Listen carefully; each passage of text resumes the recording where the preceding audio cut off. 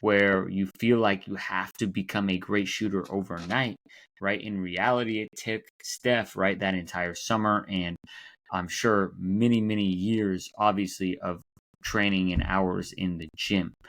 So using that social proof, especially for you as a coach and a trainer, right? If you have experience of teams who have gone through adversity and gotten through, that's one way you can get your athletes help your athletes get to understand that perspective is by using the power of stories from other people who have done it before, especially ones who have worked with you directly or you have coached or trained directly. And now the last one I'm going to talk about, which is the most important one, is they have to trust you as a person. And that means, to me, I'm big on, and if you listen to this show, you know that in order to bridge impact, you are listening to the Bridging Impact podcast, transforming leaders on and off the court with host Coach Furtado. Without further ado, let's dive in. Hello, everyone, and welcome back to another episode of the Bridging Impact podcast. And for those that listened last week, I was wrong. I had one more week of solo episodes before I come to you next week with our mental performance coach. But before that, I want to cover a very important topic, a topic I talked to other coaches about, a topic that I've been asked about, and something I feel like for you as a trainer or a coach is very vital to your team's success. And that is, how do we get this generation of players, right? And I just talked about last week how actually I love coaching this generation of players. However, this generation of players, and even for us as coaches, we're in a microwave society, right? So we have this pressure to perform quicker than ever, right? We want results faster than ever. And, they always say that to become an overnight success, you have to work hard for 10 years. And if you haven't heard that, then now you have, right? There's no such thing as an overnight success. And so how do we relay that information to our athletes? And it really is super simple. So trust the progress. That is the theme we're kind of going to go around. And I have 3 points on how athletes will then trust the process. Because if you go look at Philadelphia, trust the process, and Joel Embiid, right? That progress has been in for 6 years. It makes sense that a lot of people are questioning that progress because 6 years actually is a lot of time. Their championship window is closing. This is not an NBA podcast, so I won't go too deep into that. However, let's look at actually coaching, and that begins with your players must trust you. And in order to trust you, you have to have a certain knowledge of the game, a certain knowledge of who they are as people. And so what I want to start with is really your ability, right, to understand what your team's strengths are and how to play to them. All right. So if you're a trainer, what your athlete's strengths are and what they need to continue working on.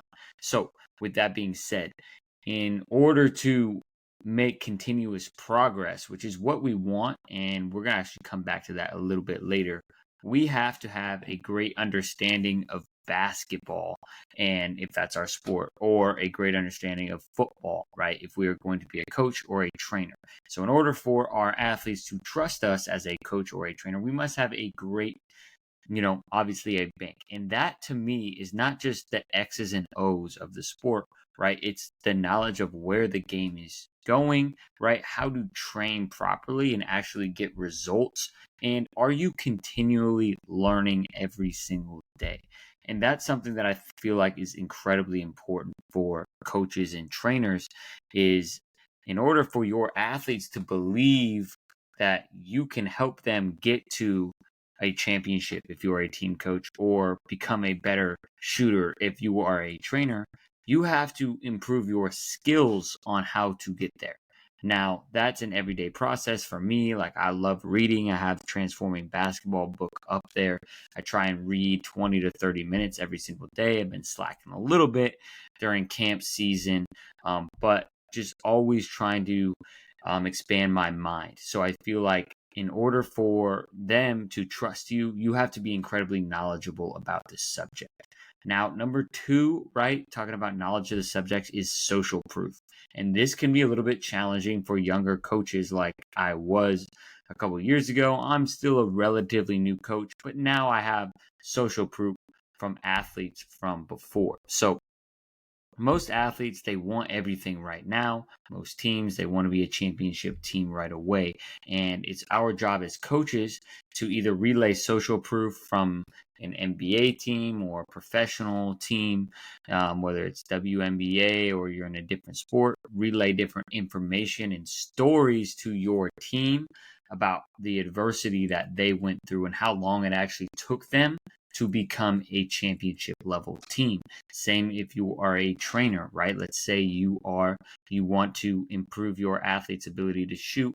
Now, if you go watch the Underrated documentary, and you'll find out that Steph Curry spent an entire summer, he didn't even take a shot outside of the mid-range, right? Because he was just working on his form the entire time. Now, how can you imagine an athlete in this day and age where you feel like you have to become a great shooter overnight, right? In reality, it took Steph, right, that entire summer, and I'm sure many, many years, obviously, of training and hours in the gym. So using that social proof, especially for you as a coach and a trainer, right? If you have experience of teams who have gone through adversity and gotten through, that's one way you can get your athletes help your athletes get to understand that perspective, is by using the power of stories from other people who have done it before, especially ones who have worked with you directly or you have coached or trained directly. And now the last one I'm going to talk about, which is the most important one, is they have to trust you as a person. And that means, to me, I'm big on, and if you listen to this show, you know that in order to bridge impact, in order to make as great of an impact as we want to as a coach, as a teacher, as a mentor, is to have great relationships with people, especially our athletes. And they have to trust us. And in order for us to trust them to trust us, we have to make sure that we get to know who they really are as a person, right? What do they value? Where do they come from? How many siblings do they have? And I talk about this over and over and over again, but it's those relationships that build the foundation of trust. Because at the end of the day, if you're an a-hole and you have great knowledge of the game, yes, it may work for some teams. It may work for a season, but it does not work for the long run, right? In order to trust the process, you have to build great relationships. You have to have social proof that what they're going through will eventually, they will eventually overcome whatever it is. And you have to have knowledge of your sport. And so those are the 3, and relationships, right? It is so important to spend time. I'm going to talk about them over and over and over again. Now, this is the last episode. I swear, I promise that it's just me solo episoding.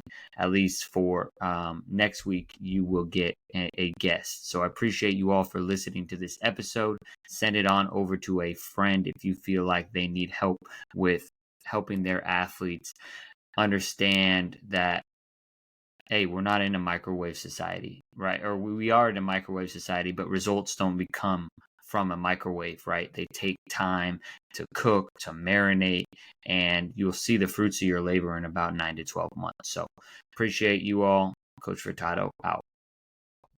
Thank you for listening to this episode of the Bridging Impact Podcast. We'd love it if you would like, subscribe, leave a comment and a review on whatever platform you're on. It's the best way to help us grow. We appreciate you for doing that. We'll shout you out on social media. I'd also love if you connected with me on social media. Let me know your thoughts. And this is why I do it. I want to share knowledge and wisdom from experienced leaders to people like yourself and myself, so we can have this dialogue and move forward, make an impact on the world. So stay tuned, stay subscribed. Cheers.